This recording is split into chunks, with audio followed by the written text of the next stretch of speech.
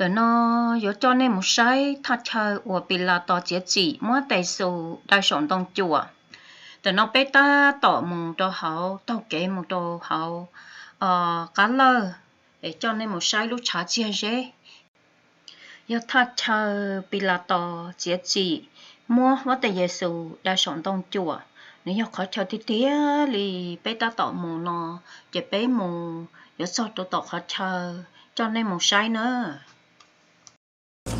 Đi.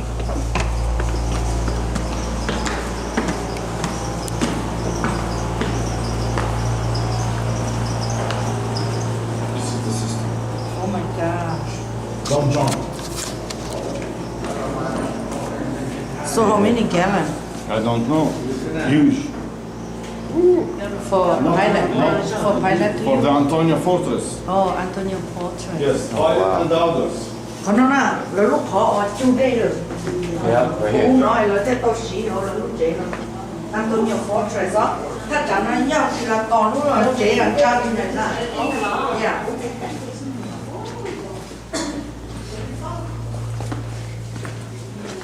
You can sit down. You can sit down. Nó rau đó. Rau. Rau. Joe. Rau. Joe. Nó rau, nó rau. La Joe. Yeah. Here you go. La Joe. Rau đó. Lo lo. Rau. Rau lúc.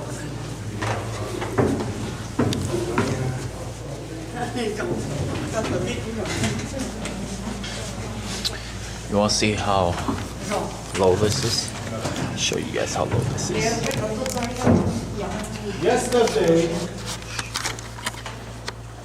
we celebrated the way of the cross, and we came into a church before we started, where we stood in front of it on the original stone from the time of the Antonia Fortress, from the time of Jesus. Nó một cái tốt cũng đông chuột. Vì bí sản đồ tua mùa. Thì lúc nó cho Antonio Fortress, tu Anthony nữa là nếu nhớ không nó. Thì nó rồi nó bé chú kia ta á thì tia, rồi có gì thì tia ở thầu y lợi nhớ. Here we are sitting on a bigger piece of that pavement, known in the Bible as the lithostratos, which means the pavement in English.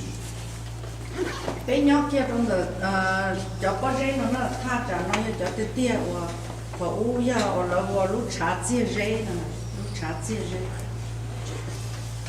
And we have come over here just to show you a bigger piece of that pavement. And just behind Marcella, there is in the floor, the ground where the lights are, a puzzle that they found carved in the tile. Puzzle that you play with dice. And we believe like that puzzle, not that one exactly, but like that puzzle, they gambled over the vestments of our Lord Jesus Christ. Đền đó là đền phố ở ôn game này nhở, thấu nè, đây là phố cho ôn đàm nè, chị sáng là từ lỡ phố với tôi giang chị tôi to có thể sử lúc trọ này phố cho con đỡ một rong nữa nè, chị giờ để chia sẻ để game phố nữa nè, là ôn đàm nè, phố đàm này có. The Bible tells us that day they took off the garment of Jesus and all the other clothing from his body and they divided it among them. But when they came to the inner vestment, they could not divide it because it was made with a seamless line, no seam in it, as one piece. Nên thì nó lỡ cho sáng rồi, có thể sử lúc trọ mà cho sáng rồi thì nó lỡ như muốn mua xí phái ta lỡ thì xí lọt cho lúc cô hộp cá bởi vì nếu như chỉ mua ít họ như lỡ chía rồi lỡ sầu trong đó thì lỡ chỉ trong đua lỡ thế thì tứ. You know, only the high priest in Judaism, among the Jews, can wear a seamless garment because he represents God on earth. All other people has to have a seam in it because God is complete. Nè thì dân đỡ nhau là giờอยู่จากกิจใจmà tụ lanh cho tụ tổ lanh cho thế thì ná lúc cho và này nó chỉ một khó sợ.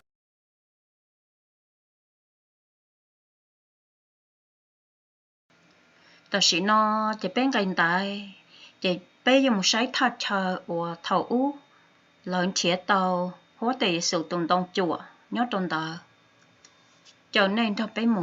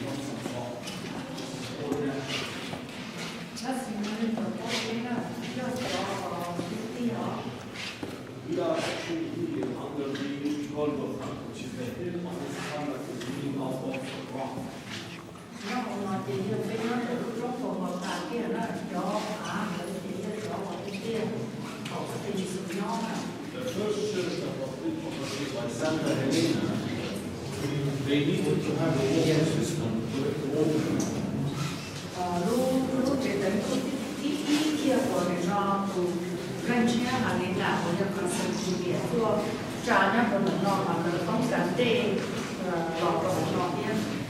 So they started clearing the dirt from here, and accidentally they found a system already existing in the ground under this ground. Thì nó khơi là điều của không để lọt vào nó khơi thì nó đứng bỏ thì cứ mỗi kho là chủ sĩ ở đây là cái số của cái kho còn đây là tàu là chủ sĩ nó có gì không?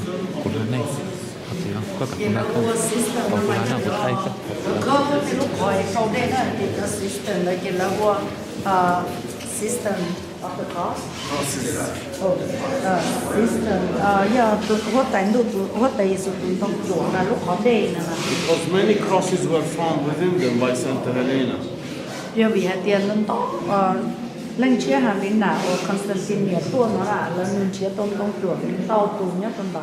So she started wondering why not one of these crosses is the cross of our Lord Jesus Christ. Thì nó tới xã thì hóa ở trái giờ đi chọn tôn chuột nó bây giờ ít tu ăn được với tu hết tay Giêsu lần tôn chuột ăn trâu đại cái số. A blind man was brought. He touched the cross, and when he touched the cross of Jesus, he regained his vision. Thì cái chọn tôn chuột tàu đó thì là mỗi ít tu lò thì nó ít tu đi mua tua đó thì giờ đi chỉ có tu đi mua nó tua có giờ sẽ tu đi mua nó bỏ gì tu đi mua có làจะtu đi mua bỏ cái tua là cái đi bỏ cái là. It was hanging within the church for many years. Nó chỉ là thêm một tụi tôi chuẩn ở đây trong đường nó là trong đường nó. For many years, until the Crusaders, from the 4th to the 12th century. Chỉ là một ở nó đây trong đường nó để cho lâu tiền cho khó tiền nữa. The Crusaders took the cross from here to the battlefield against the one they were fighting against the Muslims. They lost the war, and they went to Europe, and they took the cross with them to Europe. Thì cho Crusader nó cho nó một tụi tông chuẩn nó chạy một chuyến tàu tập tia luôn nó gì nó cho Muslim nó này thì nó cho tụi tông chuẩn nó một nhát trâu Rome là trâu La Mã. The cross was divided. It is said that the cross was divided into several pieces, and one of them is at the Vatican in Rome. Thì nó tụi tông chuẩn nó trong một chia sẽ phải nữa. Thì chỗ ít có những trụ tàu Vatican nó là mặt thế nó gồm. But it was found over here. That's why we call this church where we are. In this place, Yes, under this is the system. We call it the chapel of Santa Helena, where she found the cross of our Lord Jesus Christ. thì là cái hướng nó lúc chả bỏ lúc nhiều sơ rồi sinh ra là rồi lên chia hàng là nếu tuần kia tôi cũngต้องจุthìพอขึ้นในปอดทุกคนอย่างนี้คุณต้องจุthì giờ sinh hàng làคือคุณต้องจุ Take some pictures and we go. แต่ที่ให้ด้วยจุก็ยัง Vâng, cái bể thay nó có lú lại sai tới này bể thay rồi Thì tụi tôi của nó thì ra chỗ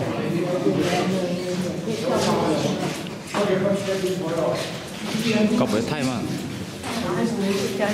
có thay có chỉ cút tua có trồng cái trí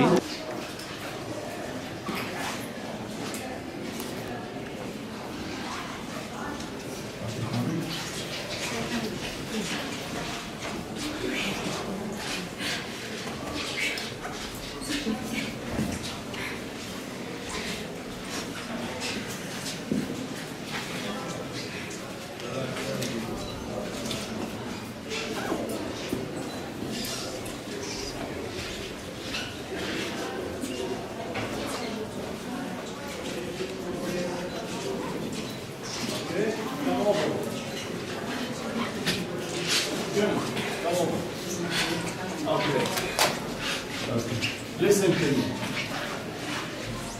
Here we are again, just under the head of the skull. Under the Golgotha.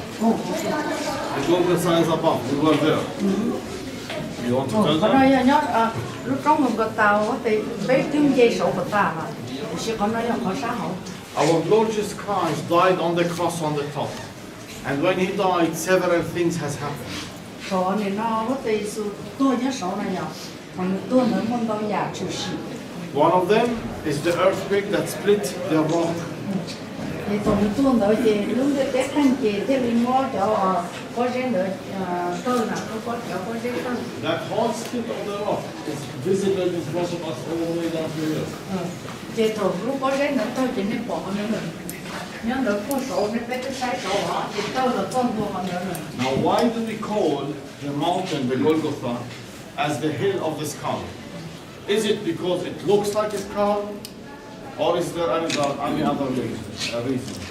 Rồi thì mình đi chặt cái lúc trong khâu khẩu to họ nó có cô ta mà cho nó lỡ chọn đùa thì lúc có khẩu to họ bây giờ thì lúc trong giờ nó trong lúc có khẩu to họ có rồi giờ lử.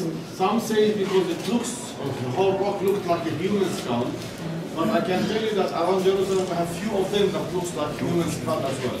Sẽ tới tuổi thì giờ lúc trong khâu khẩu to họ sẽ giờ lúc giờ nó trong có lúc to họ. The other reason is that it is believed that when Adam, the first man that God has created by his own hand, when he died, his head was cut off. And that was customary actually. In the old times when a person dies, he or she, they will chop the head off, bury the head alone and the body away. So it is believed that the head of Adam was brought and was buried under this hill and started to be known since that time as the hill of the skull. Nếu thì tiếc con mà lớn trong cái kia có đi ăn đá thế thì vào là ăn đá thua thì nó chỉ cái đá thì nó cho ăn đá luôn to hồ là phổ của mình ngon thì thêm bó to thì giờ lúc trong không có bó hồ chỉ nữa lo là thì chỉ nói cho cái chai mà nên chúng nó tua thì nó chỉ là to hồ. So now the question is, why did our Lord Jesus Christ come to earth and died on the cross? He is God, He is sinless. He came to purify humanity from their sins, from way back, from the original or the first sin, that the wage of it was death, and all the way to His time and until the second coming. So we believe that when He died on the cross, and His body was pierced by the spear, the water and the blood rolled down through the crack and hit the skull of Adam, purifying all the ones before him who came and committed all their sins from the sins. Bên trong là tiền nên mua lúc cánh sầu cho lòng được ở đào thế và lòng thì nên lúc cánh sầu có thể sự kia là tua của tôi trở nên cái ô của nên là ăn chia tua thì thổ có thể sự đa số của nông tuổi lớn con được phát tán này được cho đây được cho trả tàu rồi á thì lò trâu trâu họ nó tơi là thì chân là thì lò trâu trâu ở đà lúc to họ thì lòng chúa tan rồi thì thế mình cho chỉ sầu rồi cho uốn tê nữa lòng chúa tan cho chỉ sầu. That is why many pictures of the crucifix of our Lord Jesus Christ. Yeah, I don't know if you have seen it. It has at the bottom, at the foot of the cross, always a skull. That represents the skull of Adam. to purify humanity from all the sins. If you have never seen that, when we go out, before we leave out, on the mosaic, just over here, there is a spell under the cross. Nè thì nó chắc đỡ về chứ còn đã lúc to nhất là họ về có thể sử dụng con chuột if the better nó mua nó phò để đua là tém hơn đỡ nữa giờ đỡ cũng chán. Take a picture and I'll show you what the spell is. Okay, take picture nó ta thì nó mà lấy kia hết cho. Are you the king of Jew? You have said so.